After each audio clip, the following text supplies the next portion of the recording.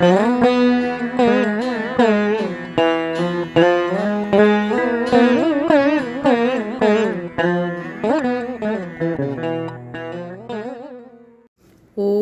ஸ்ரீ கல்கி அகத்தீசாய நமோ நமக. ஈசனின் அடி தொழுதே அகத்தீசன் உரைக்கின்றேன். பக்குவமுற்ற ஒரு மனிதன் பன்முகமாய் இயங்கிட இயலும். ஒரு செல்வந்தரால் அனைத்து சுகபோகங்களையும் அனுபவிக்க இயல்வது போன்று இறையருள் பெற்ற மானுடர்களால் இப்பிரபஞ்சத்தின் செல்வங்களையெல்லாம் எளிதாய் அனுபவித்து ஏற்க இயலும். அருட்செல்வமானது நிறைந்தால் இயற்கையின் ஒவ்வொரு நிலைகளையும் ஏற்று சுகம் பெற இயலும். மனிதர்கள் பொன் பொருளினை மாத்திரமே சுகமென்று கருதுகின்றனர். நிலம், நீர், காற்று, வெப்பம் போன்றவையும் பூரண சுகம் அருளும். பக்குவமுறுதல் என்றால் என்ன? இளகுதல் என்றே பொருள்படும். ஓர் ஆன்மத் துகள் கடினமுற்று திடமாய் இறுகினால் சிறைப்படுகின்றது. இளகி ரசமானால் விடுபடுகின்றது. ஒளியாக பூரணமாக உருக்கொண்டால் நுண்ணிய சக்தியாக மலர்கின்றது.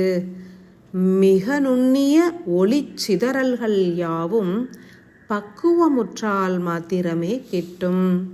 அதன் மூலம் இப்பிரபஞ்சத்தின் அனைத்து நிலைகளோடும் பூரணமாய் ஒன்றிட இயலும். ஒரு மனிதன் ஆடை ஆபரணங்களால் பெறுகின்ற சுகத்தினை காட்டிலும் ஆண்டவனோடு ஒன்றும் தருணம் அதீத சுகத்தினை பெற்றிடுவர்.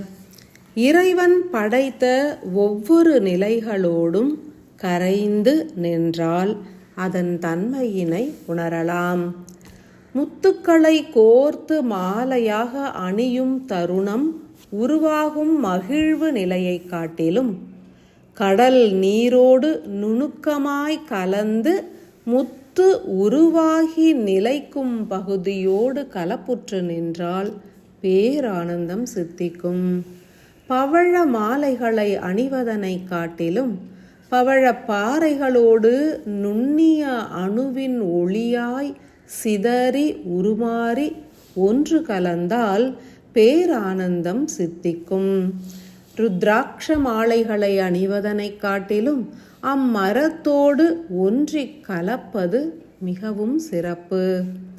தெய்வங்களுக்கு பூக்கள் சூட்டி ஆராதித்து பெறுகின்ற மகிழ்வினை காட்டிலும் தெய்வங்களோடு ஆற்றலாய் கலந்து அணு அணுவாய் கரையும் தருணம் உருவாகும் நிலை என்பதே அற்புதமானது.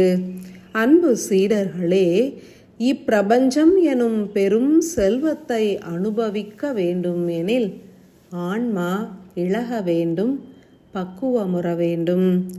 கரையும் நிலையே பக்குவ நிலையாகும். நுண்ணிய இயக்கமே இறைவனின் செயலாகும். அஷ்டலக்ஷ்மி தேவிகளும் மிக மிக நுண்ணிய இறை சக்தியாவர்.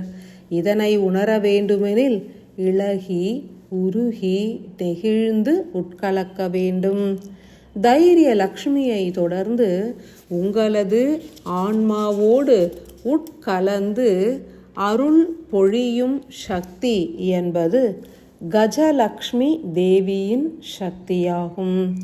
கஜலக்ஷ்மி என்பவர் ஆன்மாவினை இளகச் செய்திடுவார், ஒளியாய் உருமாற்றி அருளிடுவார். கஜலக்ஷ்மியினை ஆராதிப்பதன் மூலம் உங்களது விடுபட்ட ஆன்மத்துகளும் உருகிய ரசமான நிலையில் மேலும் பதமுற்று மேலும் பல கூறுகளாய் பிரிந்து நுண்ணிய ஆற்றல்களாய் மலரும். சூட்சமமாய் இயங்குகின்ற பல சக்தி நிலைகளை உணரவும் இயலும். ஆன்மாவினை இளகச் செய்து பதமுறச் செய்து நின்றால் பரவச நிலையினை பெற்றிடலாம். அத்தகைய பரவச நிலையினை அருளிடல் வேண்டும் என்றே கஜலக்ஷ்மியினை பிரார்த்தனை புரியுங்கள். நிலம், காற்று, வெப்பம் ஆகிய நிலைகளைக் காட்டிலும் நீரானது மிகவும் நுண்ணிய சக்தி படைத்தது. அதன் அணுசக்தி என்பது பற்பல கூறுகளாய் எளிதினில் பிரியும். நீரின் மூலக்கூறுகளே நுணுக்கமானவை, நுண்ணியமானவை எனில் அனைவரும் நீரினை ஓர் குடுவையில் நிறைத்து கஜலக்ஷ்மியினை ஆராதித்து வரவேற்று நீரினில் ஆவாகனம் புரிந்திட வேண்டிடுங்கள். பின்னர் அந்நீரினை முழுமையாக அறிந்திடல் வேண்டும். அஷ்டலக்ஷ்மிக்கு மலர்கள் தூவி ஆராதியுங்கள்.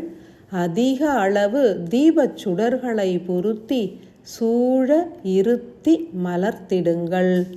உருகி நெகிழ்ந்து பிரார்த்தனை புரியுங்கள். கஜலக்ஷ்மி உங்களது ஆன்மாவினை மேலும் உருக்கி நீர்த்த திரவமாய் உருமாற்றி பின் காற்றாய் கரைத்து அற்புத செயலாற்றிடுவார். உணர்ந்து செயலாற்றி பதமுற்று நுண்ணிய இறை சக்தியாய் மலர்ந்து இப்பிரபஞ்சத்தில் கலந்து கரைந்து பேரானந்த நிலை எனும் இறை செல்வத்தை பெற்று பூரண வாழ்வு வாழ்ந்திட அருள் மழை பொழிகின்றேன்.